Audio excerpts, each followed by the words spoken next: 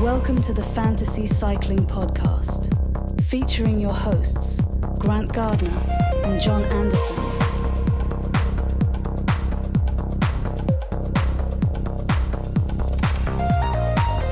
Chapeau, you're in the mix.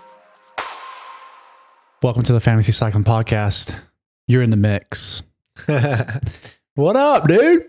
Friday. Here we are. Yep, we made it. We made it to the end of the week. Do you have a post Tour de France hangover? Oh, for sure. Yeah, I did too. It's just this little part of your schedule every day for 3 weeks, and then it's gone. It's gone. I jumped back in on the season 3 of Unchained last night. Kate and I began watching it right as the tour started, and it just felt like too much. Was it as melodramatic as ever? Yes, I mean, we found ourselves like cackling for the first time. Yeah. Last night, I think it was episode 4 or 5. It was the gravel stage where Pidcock features prominently, and they do the background story of who's the dude that won? The French guy with the brothers. It was like his first ever stage win in the tour for Total Energies. Not. Wait, Turgis. He's not a brother, yeah, but Turgis. Turgis, yeah, but he has his backstory is he has 2 brothers that had heart conditions. Oh, really? And they go into that in the episode. So Clearly, you get like, I didn't watch it. You haven't watched it yet. Yeah, so they go into his backstory. But man, Kate and I were cracking up laughing at after they had like footage in the Bora bus afterwards. Yeah. And like seeing all their reactions to the stage. Roglic is like, it was bananas. We were I think the funniest thing about Unchained getting canceled is that, you know, every season they make it look like EF could actually win the tour. And then this is the year that they actually could have like they did wear the yellow jersey, and it's not going to be captured on Unchained. Yeah, EF had a good tour. I think it might be back, or I remember I'm pretty sure it got canceled. Well, it did. Yeah, but maybe it'll come back in a different, because it was a French Netflix France production. Okay, I heard this somewhere on another podcast, and someone on there was alluding to the fact that, you know, it might respawn under a new sort of like production banner. I think it does. I think the framing of it was always kind of weak. Yeah, because they didn't really understand who their target market was. Yeah, well, and if your target is to broaden the appeal and reach new audiences, then the whole thing it's probably not for us. Yeah. No, I mean, I don't think it. I think that's what they were saying on the. I can't remember where I heard this, but I think that was part of it. It was like it was very French. Maybe it didn't do so well in France, but it did well in places like America and other countries. Well, anyway, whatever. Yeah, we're not media. That was bananas. So yeah, I mean, let's do a little debrief on the tour. Yeah. Lots to talk about. I mean, maybe we could just recap quickly on our Velo Games results. For all you old heads out there, we participated. We gave it the old college try. Remind the listeners who I had. I actually ended up liking this team a lot more. Pog, Lipowitz, and Onley on my Velo Games team. Sick roundup. Vanderpool and Merlier, Stora, and then some duds on the bottom row. Nice, Watson, and Girmay. But I did like a top 10%. I was ranked just around 3,000 out of almost 30,000 users. Yeah, top 10%. Yeah, that's good. 90th percentile. Yeah. I mean, I think the cool thing about Velo Games is there is 30,000 participants. Yeah. Kind of cool. I wish that user base would consolidate with the app. Yes, if the user base consolidated with the app, that would put us at like 47,000 people. And then I think the consolidation and some good marketing would actually increase the number of participants. And you could probably do 75 to 100. They just need to have us like a fantasy corner on Eurosport. Like Orla just needs to cut to Grant and John. Yes. On Eurosport for the fantasy take. Yeah. Before the stage begins. So yeah, Eurosport, just give us a call. We're ready. Yep. I want to be the Field Yates of Eurosport. How did your Velo Games team do? You really set me up there. So I was 5'6", 5'2", so a couple thousand behind you, but still in the top. Yeah, you still fared well. Yeah. I think I got to get a little bit of getting used to the scoring system is unique and a bit different from. You also influenced me to pick T-Bone Ice, and that didn't help my team. But on this one, I had Pogača, Evenepoel, Onley, Storr, Milan, Nice, Barre, Gachenard, and Vauquelin. So Vauquelin came through. You did. But you fared much better on the app, which is our bread and butter on this podcast. Yep. I think one of the highlights from the whole Tour de France was just how well our club performed in the overall club race. We had some hitters. We really did. I mean, I know we even reviewed some of the teams, but I think we ended up, what was our final performance as a club? Top 100. Yeah. 73 out of every team. Yeah, we were 73rd. At one point, I think we were in the top 15.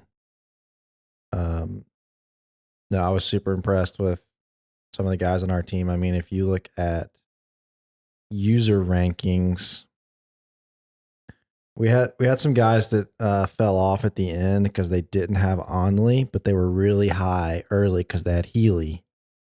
I finished 458th, and then Jason and Matt finished 724 and 879 respectively. Yeah. So 3 guys in the top 1,000.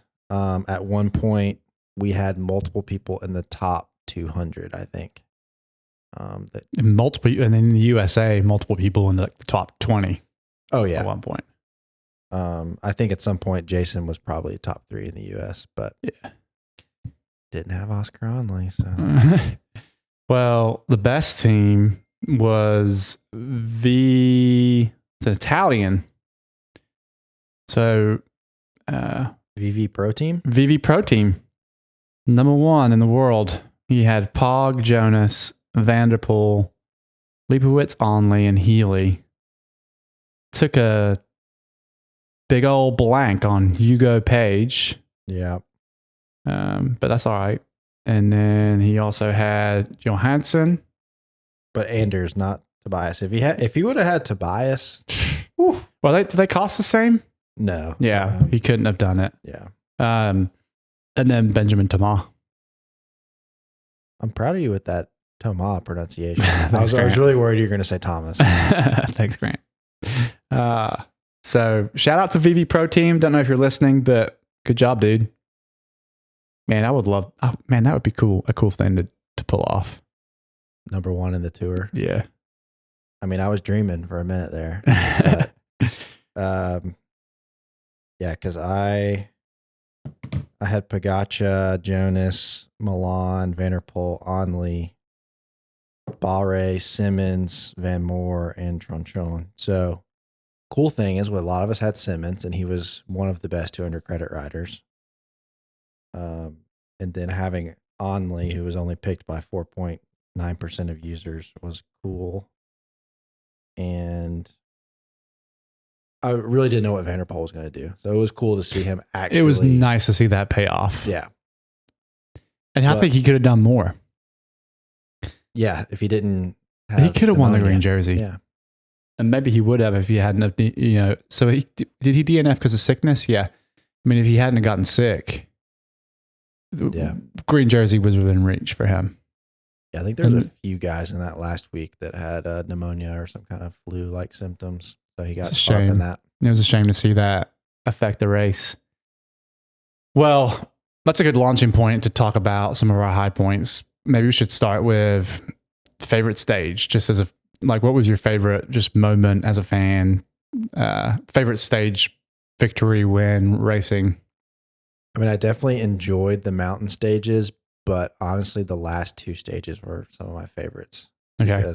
Mainly because of who won and how they won. So Caden Groves, his team started out so strong. Jasper Philipsen in the yellow jersey, and then Vanderpool takes it over.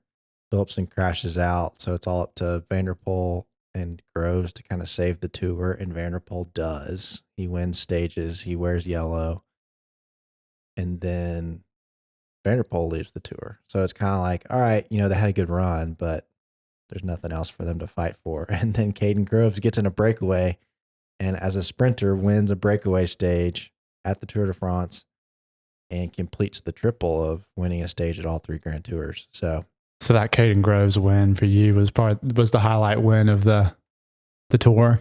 Yeah, I think it was a great sporting performance, but it was also sentimental. And then it was really cool to see Alpecin de Koenig bookend the race with that. Yeah. And then I thought I'm sure we'll talk about it more, but the Paris finish, Montmartre. Dude, the Paris finish was sick. It was a really fun stage, and cool to see Van Aert kind of silence the haters. Why does everyone love Van Aert so much? I know why our significant others and our wives like him so much. Yeah. We were watching the Netflix show. I was like, so this guy's good looking? Kate was like, oh yeah. I think, just he's been there it's kind of like you're either in the Vanderpool or the Van Aert camp when it comes to. Hey, I know which one we were in. Yeah. Let's go. Because they came up together as rivals in cyclocross, and then they became rivals on the road. Vanderpool has arguably had a better career trajectory, even though Van Aert is more versatile. Why do people love Visma? Is it because Van Aert's on it and people love Visma? I think people always need a foil to the thing that they hate, and a lot of people hate UAE. People hate dominance. Yep. My favorite stage, but I will agree with you on that stage. It was so fun. And you may hate dominance, but what gave that stage its spice was that they called the GC results because of the rain. Yep. And you had my boy, Tadej Ficaccio. He just sending it. Just freaking racing like a G. Yep. In the last stage, not sipping champagne, not sitting back there twiddling his thumbs, but racing and giving it a real shot to try and win. And if he hadn't have been there, then it wouldn't have been as special of a win, I don't think. I mean, he rode that last stage like a champion. Yeah. You needed him. You needed that foil. Yeah. You needed him present. He elevated that last stage. For sure. And I thought he took too much risk. He slacked off towards the end, he was breaking in the corners a little heavier than he would have if it was a dry day. And I think Pog, you talking about Pog? Yeah, Pog. Yeah. I think he reined it in a little bit, but still it was like, that was a lot of risk. Like, dude, you don't have to do this. But he likes to race. Yeah. And I think that's why morale was down for him, because he showed the weight of responsibility that came, like a couple of those wins, like the Aaronsman wins, at least one of those Aaronsman wins, he wanted that stage. Yeah. He had Jonas sitting on his wheel. He's pacing because he wants to win, but he knows he can't go too deep, and he can't launch it again for fear of the counter from Jonas. Yeah. Do you think he did the responsible thing? Do you think and that, I don't think he likes that. No. Do you think the Col de Los, like, I'm gone, I'm dead, was like in the back of his mind, like, I can't attack here? Or had to be. It's maturity. But I mean, he's evolving from that ethereal prince-like aura to a kingly, the weight and the burden of the crown. Yep. You don't get to play and grab the dubs. I do think he wants to go for the record. My favorite stage was stage 16, which was the Ventoux stage. And I love when semi-chaotic, meme-worthy moments happen. I like the Paripantra brothers and they're crashing into the scene. Mm-hmm. I like that they're French. I like the way they ride. So this was the stage where there was a breakaway group, I believe. Yep. With VPP in it. And at one point, Enric Mas was out dangling by himself. Mm-hmm. It looked like he had it. Mm-hmm. And then it just kind of withered. The breakaway group kind of shatters apart. The GC group begins pacing from behind and makes up a ton of time. And I think in the breakaway group, or one of the breakaway groups, was a teammate. Who was the teammate that showed up? It was Van Wilder. Van Wilder. Your guy. My guy. He's still in college. Ryan Reynolds. Yeah. He's still in college.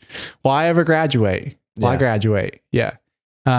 He hasn't been on TV for like 20 minutes. People forgot that he existed. And he's like, no, I'm not graduating. I'm still here. He just spawned randomly. And he's like, the thing that makes this my favorite stage is it just has that intersection between a great stage, great racing, a great winner, the first win for a Frenchman in the Tour, and a likable French winner at that. They had the Remco setback, the team, Soudal Quick-Step. This is after Remco's DNF'd. Yep. And then you have the meme-worthy moment of like, get in, loser, we're going sprinting. Yeah. And like Van Wilder was like, yo, I got you. I'm here. Let me pace. And he, Paripantra doesn't win if Van Wilder doesn't show up at that moment. Yeah. Because he could establish the pace, keep it going, and he's out the wheels. Ben Healy is a lovable second place. I think anybody would have been happy if he'd taken second. So that was my favorite stage. No, I think it was crazy. All of that happened. But then you also had the fact that Ben Healy is still contesting one of the most important mountain finishes of this race after having held the yellow jersey earlier, losing it. And he's like back for more. So I think that really showed his like moxie and I just want to I think we've matured as a fan base of cycling and as a media group that we're not like, people are not doing the whole Ben Healy should ride for GC now. I'm not seeing that. Yeah. GC Healy. Yeah. Like, no, we know don't ruin this. Yeah. Like, it's sick that he wore, is what he is. Yeah. It's sick that he wore yellow for two stages? That's great. His win was awesome.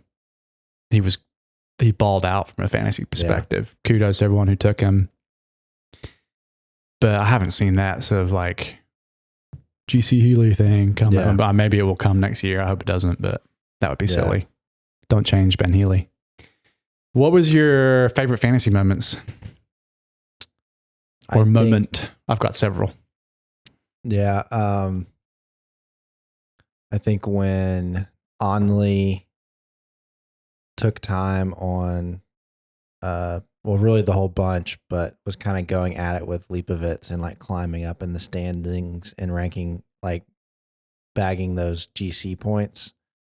I got excited. You're just like rubbing. You're that gif of the guy behind the tree, like rubbing his hands together. Yeah, like here. This is what we've all been waiting for. So yeah, those are my favorite moments. Because you took, we haven't mentioned this on the show yet, but you took the pot. Took home the pot of our group. Yeah. And thanks to your Onley pick. It really was, because we were neck and neck. The Healy. That was a great fantasy moment. Yes. We had two guys, listeners, we had two guys in our pot. It's not a huge pot, but it just makes it interesting. Yeah. And there was one stage where y'all finished with total points within 1 point of each other, right? Or two or three? So we were like neck and neck. The Healy guys were leading, and then the the tables turned, and right when they started to turn, after one of those stages where Onley was so high up, I was ahead by 1 fantasy point, and then the gap just opened. The elastic snapped, and I was gone. So, I, from a fantasy perspective, had several kind of highlights. I think from a victory standpoint, I got off to a strong start with my team. At the ITT, I think I had the podium. In the last minute on my team, I subbed out a 200 credit rider for a Feeney. Yep, yeah, that was a good move. So I ended up with the podium for the time trial stage, which that launched me up pretty high in the rankings at that point in the competition. So that was fun. Yeah, that was nice. I also had a heartbreaking moment. So it wasn't really a highlight, but it's like the fun of like playing the game and introduces new dynamics as you watch the stage. I think it was stage 18, the Col de Lowe's stage. Rubio is in the break. I'm like, finally, freaking Rubio, let's go. Yeah. Like, when you wake up in the morning and you immediately click on PCS and you're like, yes, checking to see who's in the break before you can turn on the TV and you see your guy in the break. Like, that's fun to wake up to and see your dude in the break. And he held in there. I think that was the stage where what's his face ends up winning, the Australian Ben O'Connor. What's his face? Ben O'Connor. Ben O'Connor had a great win on that day. And Rubio gets dropped at some point by O'Connor, but keeps riding and could have gotten second. And then the GC folks kind of gobbled him up right on the last minute. It was kind of like the equivalent of like fantasy football, like having your kicker, in the final stages of the season that you've spent too much money on. Yeah. Or drafted way too early on in fantasy football, and they're in like some meaningless game. Yeah. Like neither the two teams are going to the playoffs, and your kicker like misses the field goal. It was like it was kind of like that moment for me. And like a moral victory, lastly, just a moral victory on my theory was that we weren't going to have the team to win overall from a fantasy perspective was not going to have a 1,000 or 1,200 credit sprinter on it. Yep. Didn't have really any pure sprinter on it. Yeah. So sprinters were mad about this tour a little bit. Yeah. No, that was a good call. I doubted you early. I mean, I still finished higher than you on fantasy, but you did. In principle, you did win that battle, and it's a moral victory. Yeah, yeah. I think one of the great tragedies of this race is the amount of time that we had to see that Ineos jersey at the front. Like, I'm so happy for Timon Aaronsman. He did a great race. He won 2 stages at the tour. That's incredible. But that jersey was so ugly. It was bad. Yeah. What was your favorite kit? I really liked Red Bull. I mean, I think that should be like Let's pull it up. A regular fit for them. Yeah, I like those blue, like light blue shorts, and it was cool. Was there the lines on the jersey? Like kind of like some little geometric patterns or whatever. My favorite was really a function of, let me pull this picture up for you, Grant, so you can just see greatness. Of course, it's slow, but the Israel Premier Tech kits, not because they bear any likeness to the kit that I wear, with our little local team, but we're a lifestyle team. Which it's kind of a big deal that y'all have that design that you designed months ago. Yeah, we got our fingers on the pulse of the fashion. Yeah, you designed it months ago. It was held on the loading docks in China somewhere. Caught up with the tariffs. Yeah. And then still months later, a UCI pro team comes out with very similar kit. But honestly, like they stole your design from the factory. I think they may have. But they've got the blue bibs, whereas we've got black. But yeah, the blue and the pink and the flavor on there. I think what really the kit's good. There are other kits that are equally as good, but what made it my favorite was the bikes with it. Yeah, Yeah, really very tied cool. it The together. Factor bikes with the sort of like a cotton candy cloud, pink and blue and white pattern on it. And I think I saw too that each one of those colorways were unique. Like there weren't two that were the same. So yeah, Israel Premier Tech, great job elevating your kit this time. Of course, Alula Jayco has been a sick kit all year, but Yeah. we've seen those. Well, cool. What do we got? Biggest takeaways. Biggest takeaway. I mean, I think your point about the sprinter and that not coming through, I think that's something to think about for the Vuelta and for races to come. I think the dynamic has shifted a little bit where, one, the way the points were allocated at the Tour this year, Pogacar was competing for the green jersey. Would you have liked it if he'd won the green jersey? Yeah. I saw a lot of people hating on that. I think it would have been hilarious and cool. I'm not like I probably sound like the biggest like Pog simp, but like I just thought it would have been crazy thing to witness. Yeah. So no, I prefer a roulaire or a sprinter to win the green jersey, but that's something to consider for the Vuelta and then of course for Grand Tours next year. So that was a big takeaway. Yeah, I mean the stage designs, I mean, and even the debate about the final stage. I mean, there were a lot of comments about why should sprinters show up and why should they come on? But I mean, it's a lot more of a interesting spectacle to watch for a longer amount of time. If it's nothing happening, and then I mean, sprints are great. I mean, I don't mind watching a sprint, and they have their place. But you can just tune in for the last 10K and watch it. And as far as like eyeballs on TV, you've got like a more classic style parkour. It makes for more interesting viewing. Yeah. And if the argument is the Tour needs sprint stages for riders to rest, no one was making them race as hard as they did the first week. Like they're crushing it, and all the GC guys are going for it, and clearly they want to race that way now. Like they're letting it happen. So I don't think the argument of like needing flat stages as transition stages is necessarily valid. I would be sad to. I think you. I don't know. I think it's valid. I don't think you could do a whole Grand Tour where there wasn't a single flat sprint stage. Oh, no, I mean, there needs to be some that have a Yeah. predominantly flat profile, but are do those end up being breakaway days, or are they like pure sprints? I don't know. Yeah. Leipowitz and Onley, are they the future, Grant?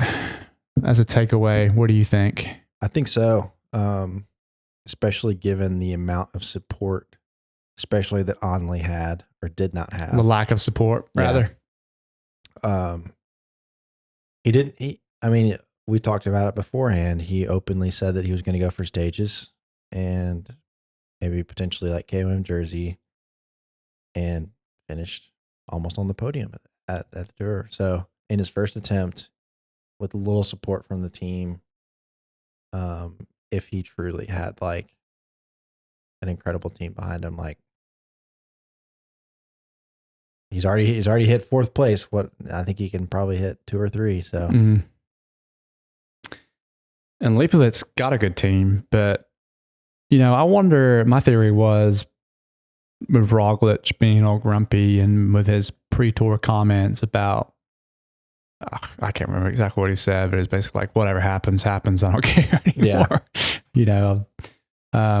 I wonder if that had something to do with maybe there was this is pure speculation, but maybe there was a conversation before, like, hey, we'll let the road decide, and if Leipowitz is in a position to lead, we ride for him, and he probably is like, here we are again. I got to split leadership. Yep. But I think that's a takeaway as well, transitioning to one of my takeaways. In order to beat Poggy, he's got to have to defend against multiple riders. Yeah. That's the only way to beat him. With Visma that year, when they were unstoppable, the Wout year, I call it. It was like 2022, 21, whichever one that was, where Jonas wins and the knife fight in the valley. Yep. He's got to be forced to defend against multiple riders. He's got to be isolated. You even saw that in the last stage where you had Wout and our favorite American Matteo Jorgensen. Jorgie, countering him and him having to cover Jorgie and his attacks and then Wout launching. That's the way to do it. It's the only way to do it. And speaking of teams, do you think Remco needs a better team? I think we've kind of seen his ceiling. Ooh. I mean, if Pogačar and Jonas are present, I think like he's not as good as them. Like, and believe me, I'm a Remco fan, but I just don't think in terms of true like GC ambition, he's not up there with them. Okay, he can win the Vuelta when they're not there, but it's a different animal. Fair enough. He can beat Roglic. We've seen that. Like, I'll give him that, but yeah, I don't know. And we'll see what Quickstep does. I mean, today they signed Jasper Stuyven, who's leaving Trek for the first time in his career. Wow. Are they trying to go back to being a classics team, knowing that they're going to lose Remco? I don't know. And then the rumors of Remco being a done deal to Red Bull. Yeah. What does that mean for Lipovitz? Can they make Pog cover both Remco and Lipovitz and capitalize on that? Have a super domestic and Roglic for the last couple of years of his career? I think Roglic is done at Red Bull. His contract ends this year. Okay. Is he going to Ezra Premier Tech? Maybe. Or maybe he's going to... Oh, we see. It's bananas. Yeah. Or maybe he's what? I think he just goes back to Slovenia and renovates his Does kitchen. something else. Yeah. Renovates his kitchen. Helps Jonas. Maybe we'll help Jonas renovate his kitchen. Yeah. All right. Well, this has been fun to catch up. Did you pick a team in closing, did you pick a team? No disrespect to San Sebastian. Yeah. So we haven't spent a whole lot of time. This is Spain's most important one-day race. So Clásica San Sebastián tomorrow, Saturday. This always follows the Tour de France.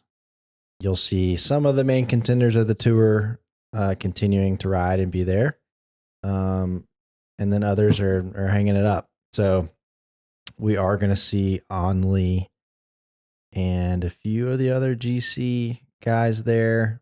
But we're also going to see a few guys that didn't race the tour and are looking pretty fire right now, including Isaac Del Toro. So this is a hilly race. Remco's won it 3 times.